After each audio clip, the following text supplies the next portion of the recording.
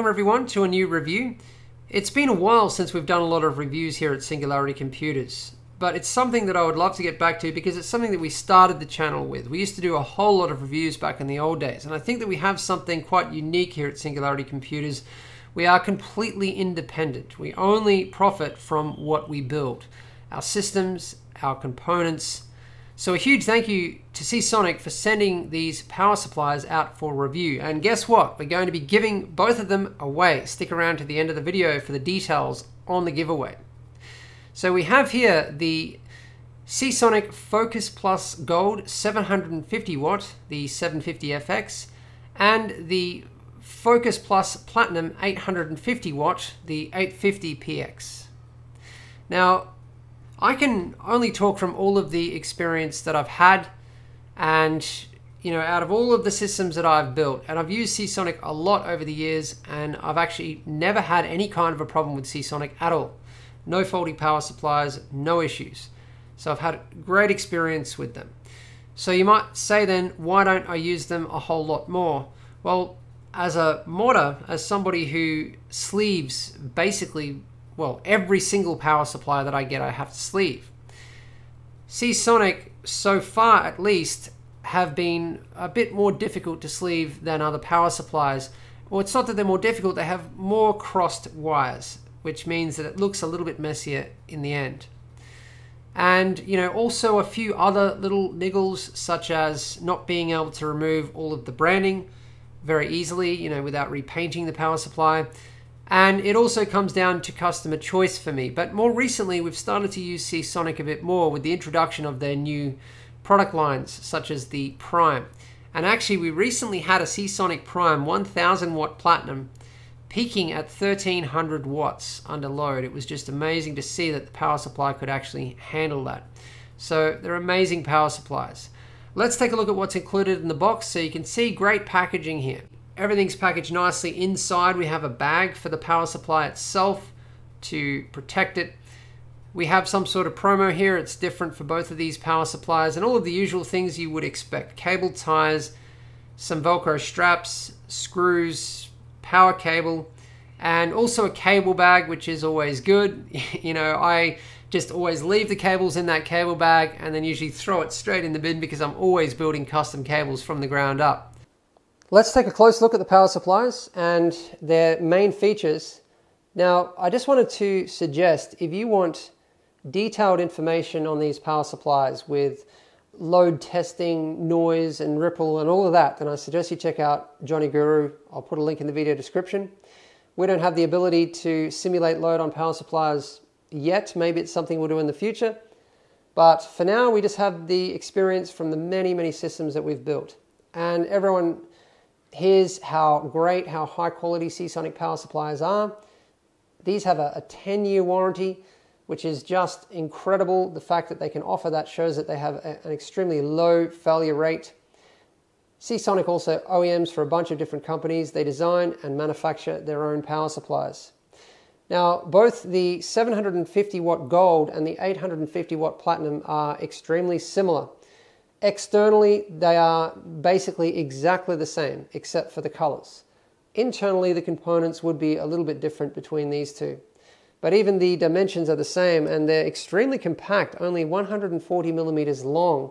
The other two dimensions are standard at 85 millimeters high and 150 millimeters wide. They have 120 millimeter fans with a fluid dynamic bearing, so extremely long lasting, and very, very quiet because they have a fan RPM profile based on power supply load, and they have a hybrid mode switch. With hybrid mode disabled, there is a fanless mode, which means that the fan doesn't even start spinning until the power supply reaches 30% load, which is pretty amazing. That is something I would be leaving, or I would leave this disabled to have that fanless mode, and then the fan follows the profile up to 100% at 100% power supply load. With this on, the fan spins all the time, but it still follows the profile.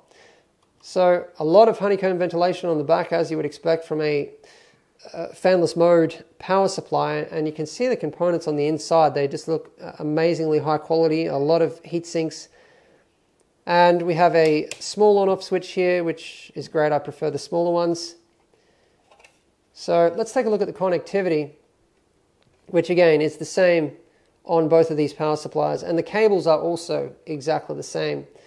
Now, we have 4 peripheral connections. We have 5 CPU/PCIe connections. So yes, we can do dual GPUs. And 24 pin. Now, straight away I noticed for the 24 pin, we have a 10 pin and an 18 pin, which is 28 pins for a 24 pin cable. What this means for us modders, anyone who wants to sleeve cables, otherwise this doesn't even matter, you just don't even have to think about it, but this is for modders, is that the pinout is going to be a little bit messy. And there's going to be some crossovers.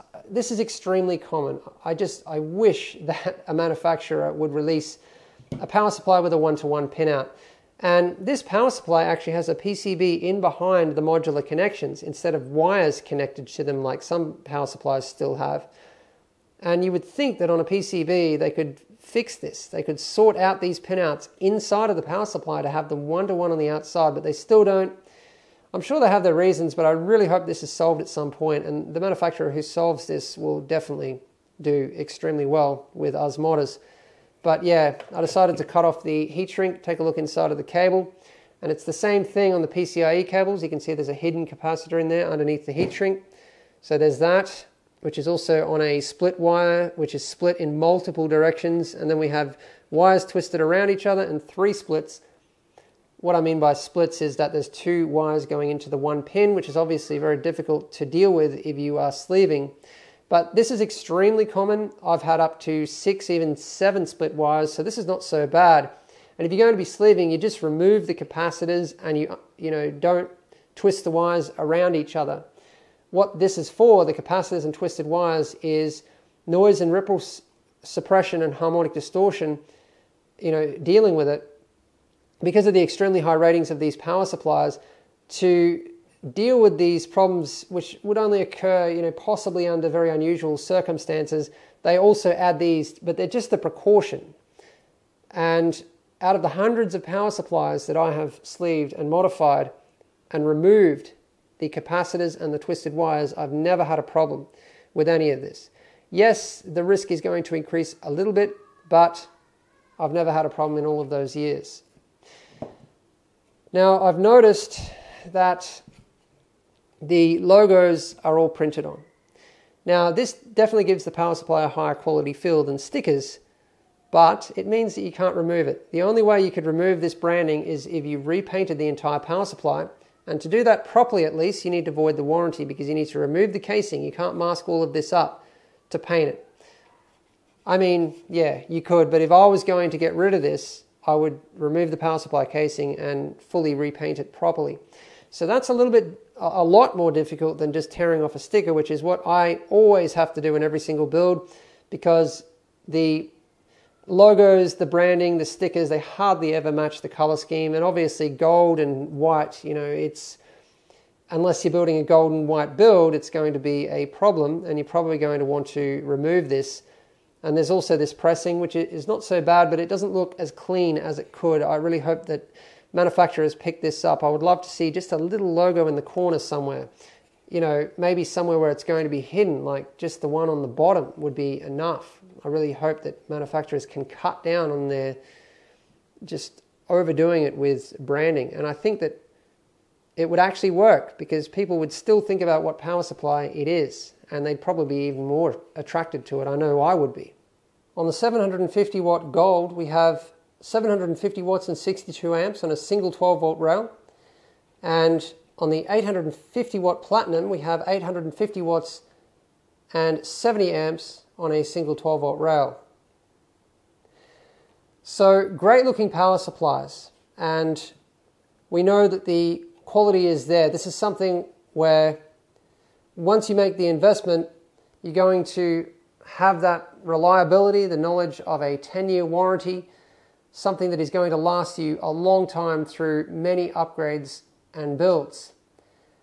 And a good power supply is obviously extremely important in a gaming system, if you're going to be doing overclocking. In high-end systems, the systems that I build, I am always looking for the best power supply options that I can find. Great power supplies, very happy with them overall. Make sure you check out the video description for how to enter this giveaway, because we are giving away both of these power supplies. And for the 850 watt, we are going to do custom sleeved cables for the winner. So obviously first prize is the 850 watt with custom sleeve cables from Singularity Computers with MDPCX sleeve, and second prize is the 750 watt. So thanks for watching, and a big thank you to Seasonic for providing this opportunity, this giveaway, for sending out these great power supplies.